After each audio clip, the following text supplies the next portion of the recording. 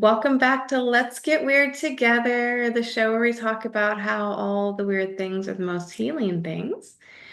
And welcome to season two. My guest today is Yuasa Green. We just said it. A fellow Theta Healing instructor like me, but also magical in a lot of other ways. Did you want to introduce yourself really briefly? Yeah, thank you for inviting me to the show. My name is Ai Yuasa Green, and I've been a play. I'm a vibroacoustic therapist and an artist, and I do theta healing as well. And I'm in Montana, and it's been a great pleasure knowing many theta healing instructors in my life because through my theta healing translation job. And then Mari is one of the beautiful souls that I got to meet through attending and then, yeah, assisting at the Theta Healing Instructor training program. So, again, it's my pleasure to be here today. I'm just always in awe of all of you translators because I'm also friends with Flo, but just the fact, because I know how fast Viana talks. I know how fast I talk sometimes. So to be able to simultaneously translate is kind of amazing. It's almost it's channeling through in one language and then out with another language, and I'm not even thinking. It's just a pure conduit of the vibration, and I just love doing that work. I think Flo was saying that too. Yeah, so you don't really actually understand everything. It's just sort of moving through you. Yeah. I think I've had something like that once. I was in my coffee shop in college. A homeless man came on and was like yelling at my friend Egypt. And I just literally started transcribing everything that they were saying because it was kind of fascinating, this thing going back and forth. And when I reread it, I actually realized that he switched to yelling at me at some point. It's like write it all down. Wow. And Yeah. you didn't realize it, right? I had somebody deliver a coffee into my room, and I didn't realize that somebody showed up in my room because I had that concentration.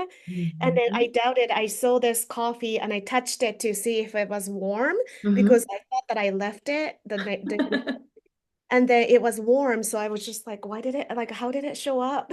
Right, it just magically appeared. Yes. It's really interesting when you're in the zone. I was working at an event and I was in a scene with this person and someone else that I was working with was trying to come into my area and trying to get my attention. They're like, Theta Cat, you were just so zoned in. I'm like, yeah, I am. When I'm working with someone, I'm completely focused. So Yeah, yeah. yeah, It's beautiful to be in that zone too, though, isn't it? it really is. But it also lends me to think about how when we get ourselves in an echo chamber, how we can get in a zone with our belief systems, how we Mhm. don't always open ourselves up to having other things coming in. So it's like a good and a bad thing, right? To be able to zone out that deeply. What do you think? I completely agree. Everything is in balance, right? How we tap into that ability. The gift can be a, mixed blessing Mhm. as well, too. And how do we create that resonance in our life, having all that we are, all that gift that we do have. And Mhm. then, with that intention and the consciousness, how do we integrate it to create that harmony in our world? I think that's, Right. yeah. Good question. So I am curious though, how did you get into all of this? Like, how did you figure out that you were going to do vibroacoustic healing and theta healing and Yeah, so I'm gonna try to make this story short because I've been on this journey for 20 plus years or so.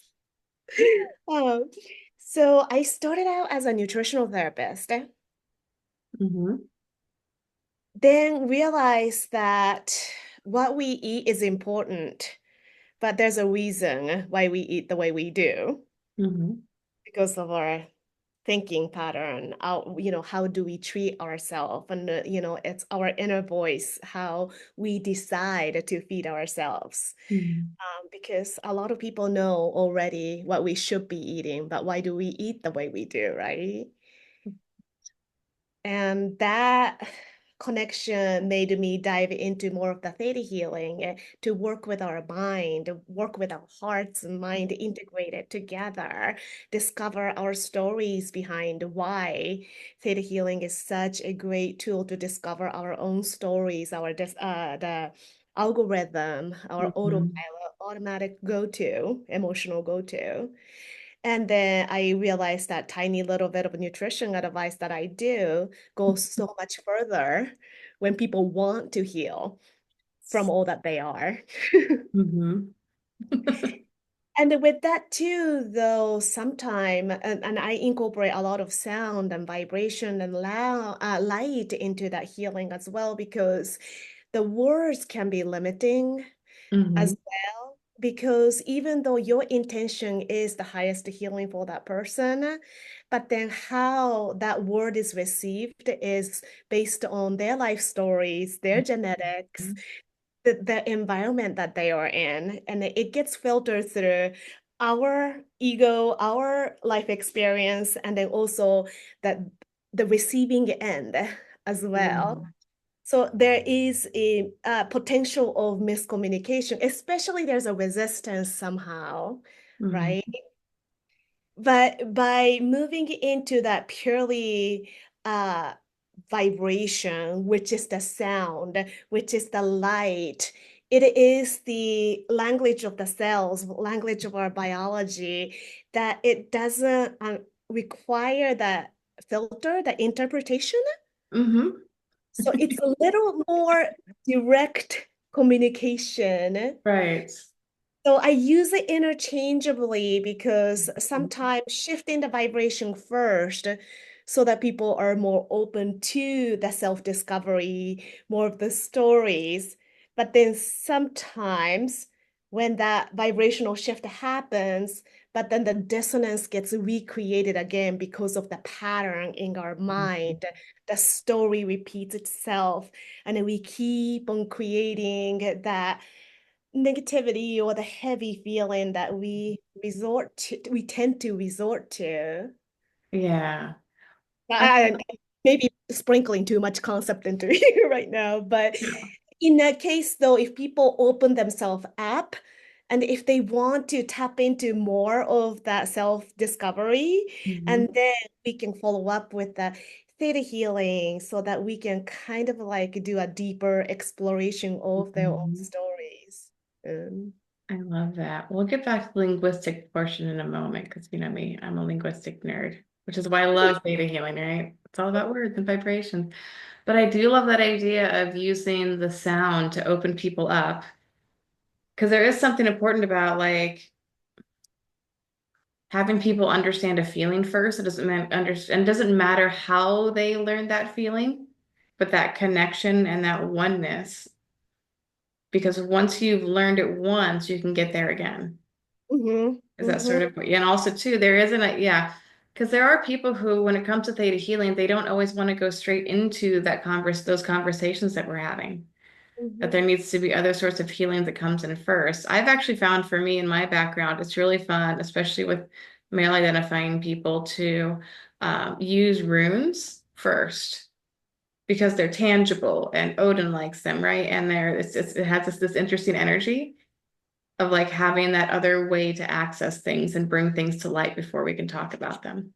Yeah, yeah, exactly. You gotta like open up the Mhm. pathway for that healing to unfold or that person's like desire to want to heal or it's just when the word blocks it, then it just gets locked up. But then just to break it loose and then break it Mhm. free so that we have a room to shift and move things.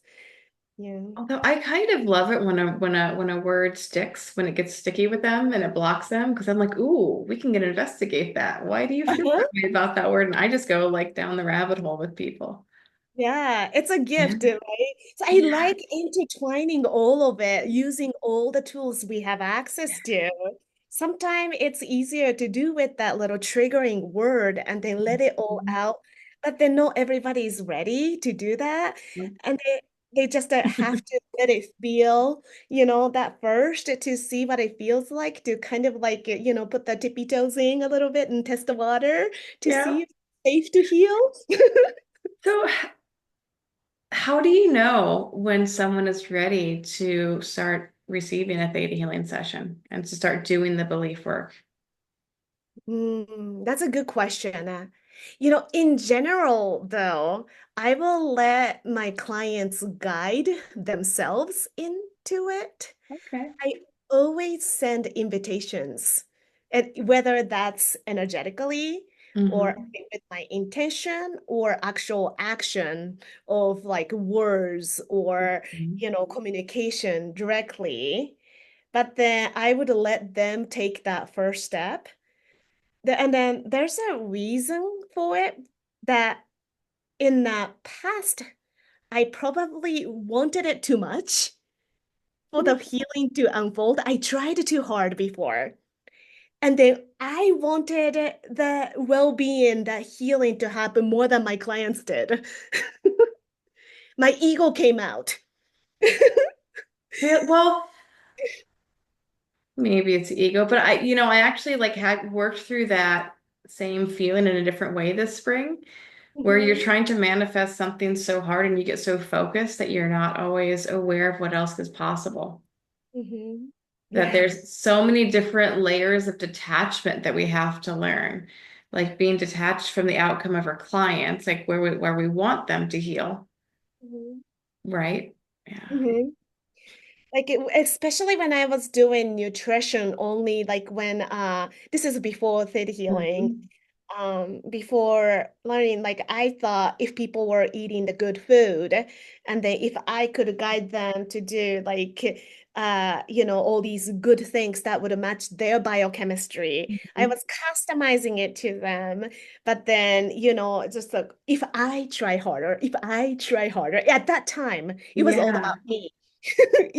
Retrospectively, I didn't think it that way at the time, but So, mhm. and that was hard on me, as well as not producing that same results that I'm able to produce so much Mhm. simpler with so much ease and grace, and nobody's pushing. It's kind of riding the tide. So for those healers out there who are still struggling with feeling accountable and responsible and taking ownership of their clients' healing, what would you tell them? Mm. Again, I think it's balancing, like, that. mm, the You and the Creator class that we dive into the layers of Mhm. ourselves, right? Yeah. And then like where is that coming from? I mean, it's beautiful thing that you want a wellness for somebody. That's a beautiful thing. And I think we should tap Mhm. into that. But then again, when that's starting to affect you negatively, that's questioning your faith or questioning your capability, your ability. And then there's like already a dissonance that's already created. So pay attention to the good that's being created for you to have that highest intention. Highest healing for that person. But then where does that transmutes into that negativity for you? And then detect that fine details and then clear that and release it if you want to, you Yeah. know? And it's just that, like, again, paying attention to the fine details of layers of you. I Hmm. And then again, the clearer you are, the more in alignment you can be with the highest healing to unfold for that client, Yeah. right? You can be the Hmm. better conduit, better vessel for our ability to witness the healing. Again, getting out of our way, getting our own limitation out of the way, and then it's keep on working on our self journey Hmm.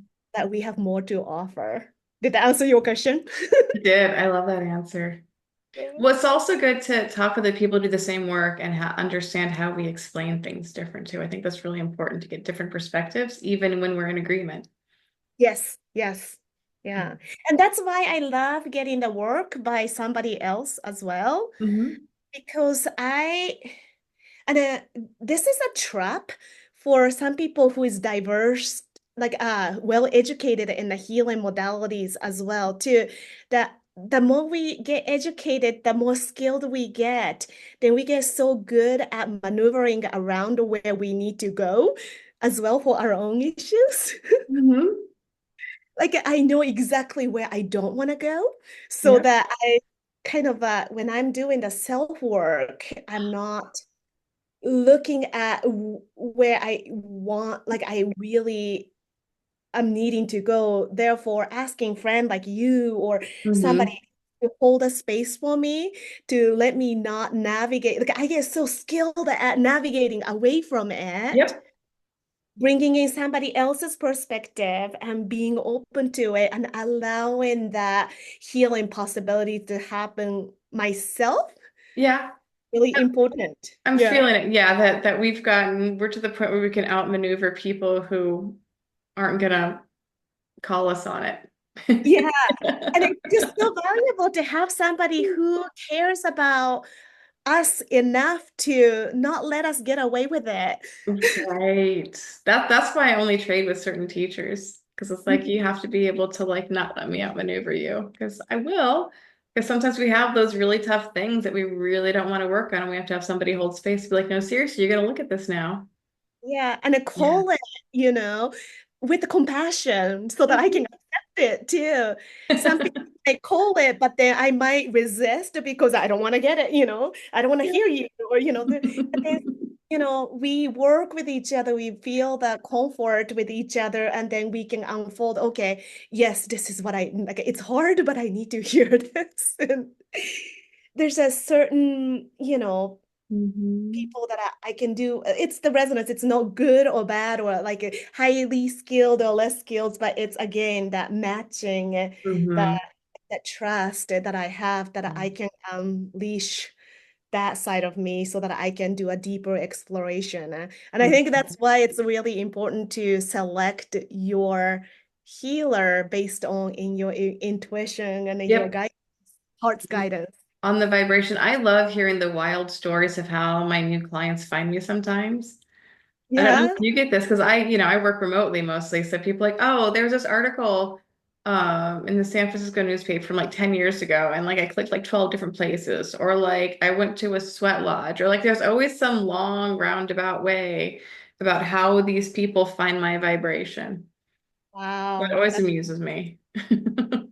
That is incredible. Yeah, like I found, like somebody found me, and then I'm embarrassed to admit it, but I didn't even know that country where she was. I was like, how did you find me? But it doesn't matter wherever you are in the world, the right vibration find each other when you're open to finding it, right? Absolutely. I'm laughing about everything that's happening in Ohio and like all these people that I knew slightly from like 20, 30 years ago are back in my life in much bigger ways. And I'm like, that's fascinating. And also, my partner's not surprised anymore when this happens because it's been happening often enough that like, we go to Nepal and there's only 30 people in the group. And I'm like, oh yeah, Dr. Vibe, I know you. He's like, how do you know one of the keynote speakers when we're in this other country? Because that whole group is out of um, Colorado. Mhm. But I don't know if you felt this, but in these last 2 years, like all of these people that I've met from all over are all sort of like converging in interesting ways after years.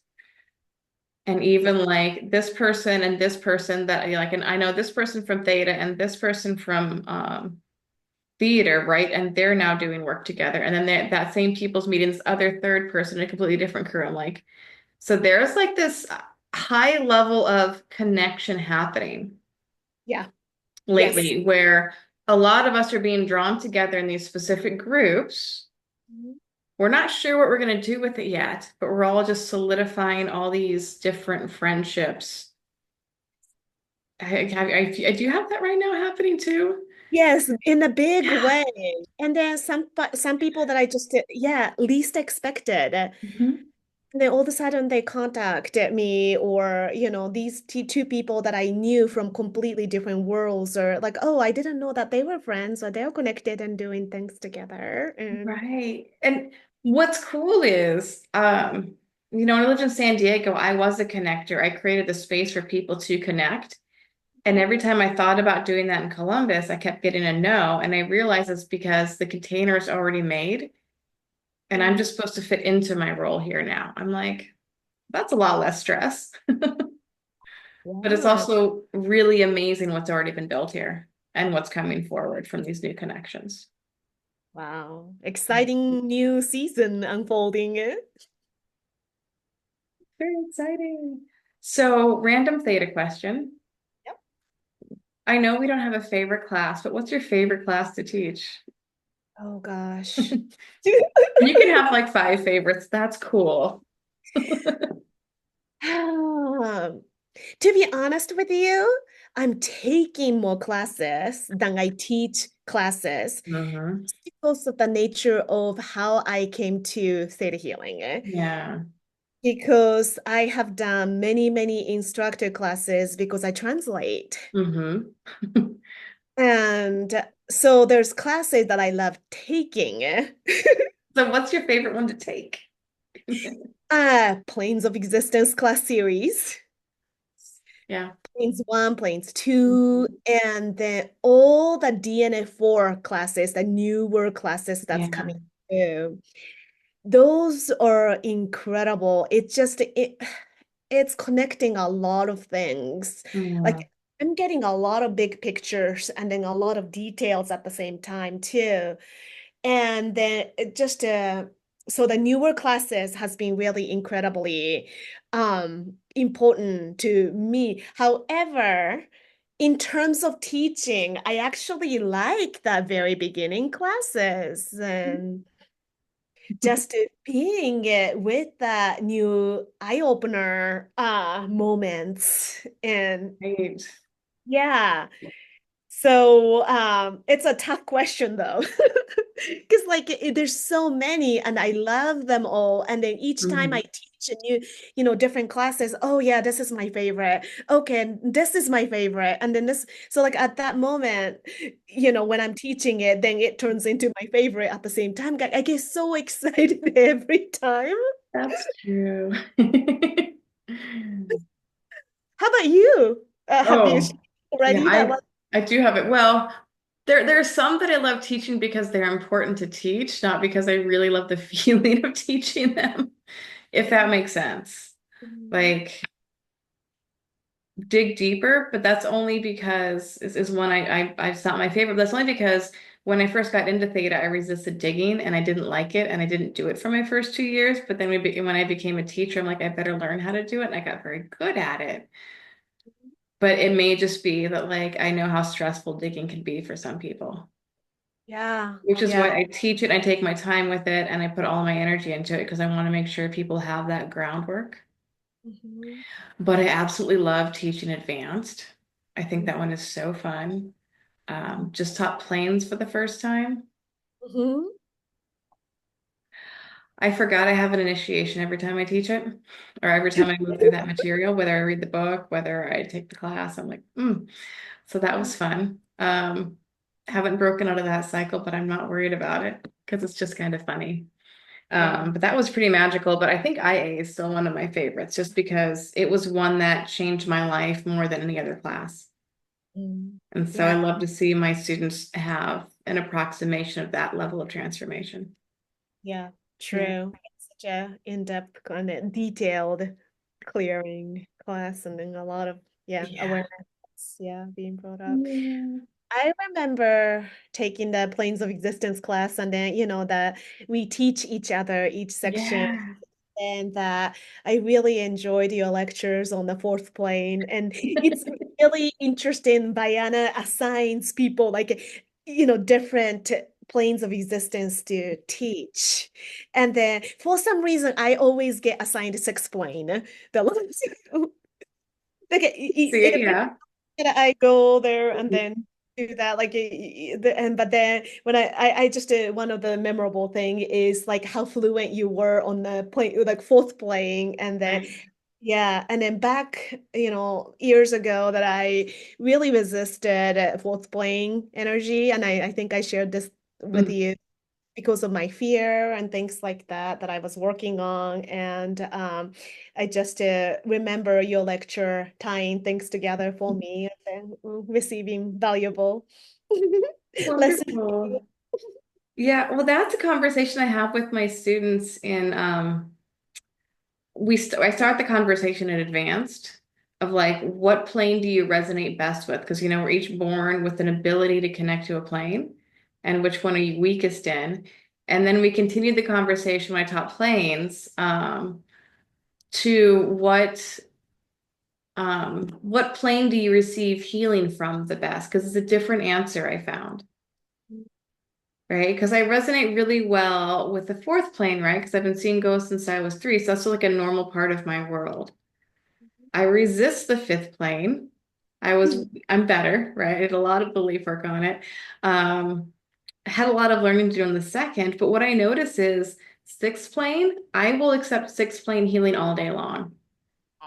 And Ah. that's why I love going to concerts because to me, sitting and listening to Gregory Page or someone like that sing a really beautiful song and really mean it is deeper to me than any sound bath I've been to. Mm-hmm. And that's just because I really receive well from that. Mm-hmm. So I'll be interested to take planes too and see what else I learn. Yeah, it's very kind, a very compassionate class, and I just love planes too. Yeah, I'm excited. That's on my list. I've made out my list because we were talking before we got on about how we haven't been able to plan next year yet. But I have like written down like my wish list of what I'm going to take. So we'll see. And I think those newer classes truly like the healers who we know to do the self-care, but then we tend Mhm. to be really givers and then wanting to take care and heal others and the world and all that too. But then we need to nourish and then build ourselves to offer more, right? And then I Mhm. think it starts giving us the practical tools and then the frame of mind to really, really like empower ourselves to so that we can expand even more. We can do more of what we are doing and expand more so that Mhm. we can be more of the positive influence to the world by us really facing ourselves and embracing ourselves. And I think that's Mhm. huge. Like all our healers need to Yeah, be empowered, right? they do. And I love that you talk about how it's about self-care. Because the message I've been getting is like right now, and this is why I'm not scheduling anything right now, except for those few classes, um, is because right now it's time for the healers to, do the groundwork and understand our self-care routine now because we're going to need it next year. Yes, I Yep. do surely believe that. And I'm in that synchronicity with you. I cleared my schedule. I feel like this is a deep digging time, taking time to build that foundation so that I have something to stand on, something strong to stand on. Absolutely. Because I also got a really cool message. Creators like, don't worry about money, it's coming. I'm like, cool. Because I got that message in the beginning of the pandemic, very Mhm. clear that I'm not supposed to worry about money. It's going to come eventually. And I actually like slashed my prices for the first 2 months, Mhm. like 70% off. Like it was like, boom. And I ended up doing like 40 sessions a week some weeks, just Wow. getting everybody through, those first couple months of panic. Mhm. And then once we got into classes going online, then I sort of slowed down because then I was working with people in a different way. Mhm. But yeah, Wow. I'm getting kind of the similar message. I didn't do 70% off this time. It doesn't feel like that dire, but definitely like giving people a break on sessions till February. Okay, that's great. Right? Yeah. Because that's the message I got is like make it easy for people to sign up and say yes and make it easy for them to come get what they need. That's beautiful. And I love that you have that clarity in listening to that message and receiving it and then not doing it out of fear. It's just more of that giving energy. And then that huge difference, even though that price cut and all that, the action can be the same, but then the Mhm. intention behind it is completely different. And I love that how you were approaching about offering that, you Because know, accessibility to people. Yeah, it may not be any new people, but I just like I said, and it's not about getting a whole bunch of new clients. It's about the people who are going to book me anyway. Just cutting them a break. Yeah. Yeah, And then sometimes people, the yeah, world needs that. I do. So, random question. I keep being drawn to not your plaques, but over your other shoulder, that chart with the pyramid. This? That thing. Oh, yeah, yeah, yeah, yeah, yeah. Can you tell me what that is? This is called a heliocompass. It's actually a calendar, but it's a map at the same time. Okay. So it's a miniature version of our solar system Mm-hmm. with the accurate scale. So it's a shrunk down version of our, but then instead of time as a linear, like a regular calendar, Mm-hmm. it's circular. And so every day the Earth moves and then other planets moves. Inner planets move faster, Yep. obviously. And then the other, outer planets move slower. But then I see where we are Mm-hmm. this time today instead Okay. of when we are. Got it. So it's time as a location, not as That's, time. I don't know that's how. probably why I keep getting drawn into it because I'm like, that has something to do with stars. That's all I knew is there was, yeah, planets in there somewhere, but that's really cool. Yeah, so I'm moving Yeah. planets every day in my office to see where we are in the universe at this time. Beautiful. Wait, do you watch Doctor Who? Uh, yeah, not really. I'm not too. Well, okay, because because there's two concepts in there. It talks about how time is wibbly wobbly, spacey, wacy, right? Like basically that time is fluid, but also this idea of fixed points in time. So when it Mm. comes to perceiving, seeing, and changing the future, where, I do believe there are fixed points in time, things that are going to happen and things that are kind of wibbly wobbly, timey-wimey, but where do you stand on that, like perception and changing the future? So the timelines, right? Like the different, Mhm. like a parallel world type of Mhm. mhm. I So I have a very interesting experience myself, and I didn't know until I actually did the theta healing. But I heard my own voice when I was little, and I didn't know it. And when I was doing meditation, and then when I was going back to that moment that it was really hard for me, I knew that I heard somebody's kind voice that got me through. Mm. And then I didn't know that was me all along. So was that you going back to visit yourself, your younger self? Mhm. So I was always on my side, and I was never alone. That's And really then beautiful. right? And Mhm. it was like almost emotional time. But then that transformed the trajectory of how I handled that situation. Mhm. So it's simultaneously happening. It's, what I do now changes the past, changes the future. And Mhm. I love that how we get to consciously interact with it if we choose to. Yeah. How we see things now will change our past. A lot of Mhm. people feel like it's a concrete thing, but then we are fluid in going back and forth. I do feel like there's a moments that is Mhm. anchored, that Yep. significant Mhm. that like important moments. And then I think that to me, sound is an anchor to those moments. I sometimes stroke a specific sound and I remember. Mhm. Mhm. And I didn't realize I was using the sound as an anchor to those moments.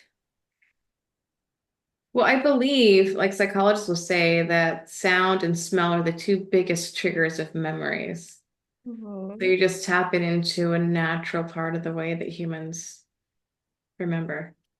Yeah, so like I tap into that, like I know this sound, and then it triggers my memory, that being my cognitive memory or my cellular memory or vibrational memory. When I feel that I know it, I know that like I can actually own that experience. And I think that's why I'm gravitated towards the sound healing Mm-hmm. because I use it in my integration of the vibrational information. Mm-hmm. That's my access point, that's my anchor. And I know how to tap into it somehow. Mm. And then that's my cognition of um, yeah, time, memory, that, yeah, it just is a mind trigger. So I use that as a language for healing, just because that's something that I can understand with all that I am as Mm-hmm. a somatic memory, emotional memory, the more of the etheric memory to the physical memory, all of it is, to me, it's that language is crystal clear. And that's something that I enjoy speaking. Mhm. So, how did you discover sound healing? Like, how did you fall into it? So I always had that special relationship to the sound, I believe. Mm-hmm. But when I was, let's see, I think it was 2007. It's almost simultaneously as when I run into like dive into the theta healing as well. But when my world opened up, there I met a sound healers. Mm-hmm. Uh, they were acupuncturists and they were doing tuning fork modalities and sound bath and all that too. And I just happened to get to know my mentor, who Mm-hmm. has been doing sound healing and a sound bath before it was a thing, 20, 30 years before it was a thing. And then they've been doing that beautifully. Um, so I just kind of like gravitated towards it and I needed to observe everything I can about it. And it was very easy intuitively for me. It's almost like recalling what I was already doing. Mm-hmm. It felt really naturally to me. Mm-hmm. And I don't know, it just and then all of a sudden I notice, and then I do have a wellness center doing the sound healing. It was an organic flow that it just naturally unfolded for me. That's really awesome. I had something similar happen. I think I told you, like, I bought tuning forks. And then when I went to on my retreat, I had somebody cancel on me. And so I read a book on the way down and was able to actually just have the tuning forks show me what to do to awaken people's Kundalini and to do healings on them. Mm. It was like it just all got downloaded. So I've been studying ever since, but it's kind of fascinating how easily some of that six plane material can come in. Yeah, and I do study the science behind it and Mhm. all the specific frequencies and all that educational part of it. But I also, the theta healing comes really handy because I'm reading the energy and then providing the frequency that counters or balances it and all that too. And then a lot of the training that I have received too talks about how to tap into it intuitively, which Mhm. I already have a training from the other modalities already. So in a way that I was already trained to do that portion of it. So I just needed tiny little information to attach to it so that I can fully integrate it to deliver in a way that can be healing. Hmm. Yeah. Awesome. So on the music note, what's your favorite kind of music? I know different direction. Or are Mm. there any new artists that you're really loving right now? Let's see. I don't know new, but I like Rising Up Horatio. It's not new, but I don't know. I just hear so many different genre Mhm. of music, And then it's completely different depending on what I feel at the moment. Mhm. But lately, I've been listening to a lot of the just the frequency music, more binaural tones and all that, like that Mhm. specific tones and tunes, and just to kind of doing that my own self experiment of how my body reacts and how my emotions react. Okay.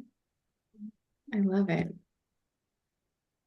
I noticed something a long time ago, and maybe you've noticed the same thing. But this is more like with people's listening habits with music. That if you, because like certain songs take you back to high school or back to a time period in your life, that if you only listen to the same music you listened to in high school, then you may never actually evolve because you're always pulling yourself back to how you thought back then and how you felt. Because Oh. I've had artists that I've worked with who had really bad like writer's block or creativity blocks, and I'm like, change the station on your radio, and they would, and it would unblock it because they were in a new phase. Makes sense. Yeah. Yeah. Which is one of the reasons why I make sure that I'm always listening to new artists, so that way I'm not getting stuck because a lot of our brains, that like, if you play Blister in the Sun, I'm 16 years old again. It's like you can't like you can't theta away that connection because it's so deeply ingrained. Yeah, it makes Yeah. sense. And that might be the reason that I like changing the music that I listen all the time too, because I mix things up and then shift things out. Yeah. Yeah. And I was like, that makes me think about the physiological or the aspect of it too, that cymatics of the sound. Mm-hmm. That the molecules gets organized because of the frequencies that's produced by the sound, right? And Yeah. it creates specific sonic patterns. And then when it hits the membranes, which is our old cells, Mm-hmm. water observes that frequency. And then when it hits that membrane, which is can be the cell wall or whatever the Mm-hmm. surface, and then it creates a specific organized pattern, right? Because of the Right. frequency. And if you keep on applying that same pattern over and over again, it's that same frequency, same physical manifestation that you're creating through the sound Mm-hmm. time. Whereas when you mix up a different music, then your cymatic pattern of you will shift because you're applying a different music and different vibration to your body. I love that explanation. One of the ascetic dance DJs at my local space, apparently 2 weekends ago or a few weekends ago, was the first time he ever repeated a song in like years of DJing. So he was like, not only is every mix completely different, but it's always like new songs coming in. So Mm-hmm. yeah. And that makes sense with your explanation, like why that's important to have new music. Yeah. Like, keep it if you like that pattern, if it's beautiful, but then if Right. that's like a bring in like the trauma or the stagnant energy, then it's just so easily shifted from the, physical sense. Right. Again, like, which one's first, emotions first or the, physical Yeah. vibration first. It doesn't matter, right? How you change it, as long as you shift it. Yep. And sometimes it's just sound is such a quick way, easy way to do it. Like you said, just listen to the different music, and it already breaks up that stack like a same Yep. pattern. Yeah, and then bring it in that like sometimes it needs it to be, broken up to create new. Mhm. And again, shuffle it, and then. Although there's also something good about familiar music because now I'm drawn to the fact they've done studies that people who listen to heavy metal are happier, and that's because when you listen to heavy metal, you're actually moving emotion and processing it. Hmm. I don't know. Hmm. I'm a metalhead. I've always have been. I'm like, yeah, I do feel better. So like if I'm really upset, I mean, but I have new metals, I think too. Like last week I was listening to Rammstein like on full blast and just like cleaning the house and it Hmm. felt amazing. Hmm. So Yeah, whatever there's something like fun about that. creates that positive like shift in you because a lot of people subscribe to that almost like a nocebo effect Hmm. of like, okay, this music is not good for you, or this frequency is good for this chakra healing, or this type of like rock and roll is not good or whatever. But if you believe it, then that's what you create, right? I mean, there's both pattern, both influences too, but Yeah, think it's bad, then you might create bad. But then if you know that exactly. you get influenced in a positive way, then you can kind of transform that vibrational input and then have that like Yeah. make it in a way that how you want to manifest it into your emotions and your Mhm. physical, the biology of it as well. So I don't prescribe to, okay, this creates this. I think this is such a easy Mhm. way for our human brain to understand, to categorize it in that Yeah. way. But I think it's a lot deeper than that. Like, in a way, there really aren't bad sounds, just different sounds. Yeah, and how you take it, And yep. how you interact with it, I think. Mhm. That's why I think that Mhm. intuitive skill becomes really important in Yeah. sound healing because Mhm. everybody's different. Everybody's biochemistry is different. Everybody's history is different. So no one specific frequency is good for that one particular person. In general, there are Right.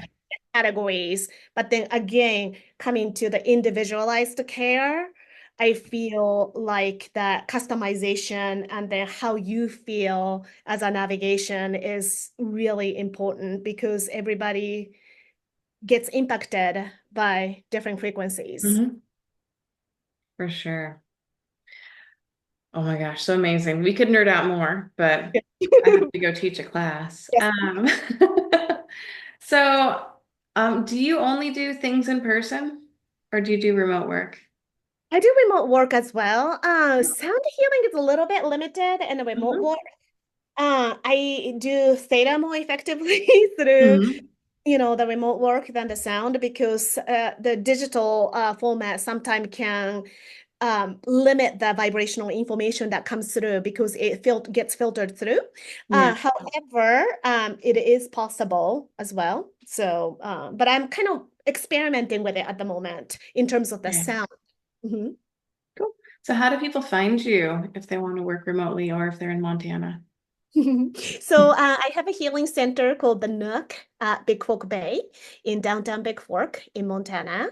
And I do offer a weekly community meditation, a sound meditation. Anybody is welcome to come. I just request people to register ahead of time because we have a pretty cozy little studio here. But the nookbigfork.com is my website, and then you can book session or you can find events that I'm holding. Mhm. Thank you so much for coming on. Is there any one thought that you want to leave our audience with? Mm. I think just remaining strong, Okay. being empowered, and then kind of embracing your own power within. I feel like the external environment and then the frequencies in the world can shift and move. But then in that world, you finding you and then just to really holding on to that inner light and then having that resilience or the strength to stand whatever it is that you have to offer to the world. I think we need each one of us to be illuminating that light, right? So Yeah. whatever that it is, I think you see it, find it, recognize it within yourself, and then embrace it because we all need you. Oh, that's so wonderful.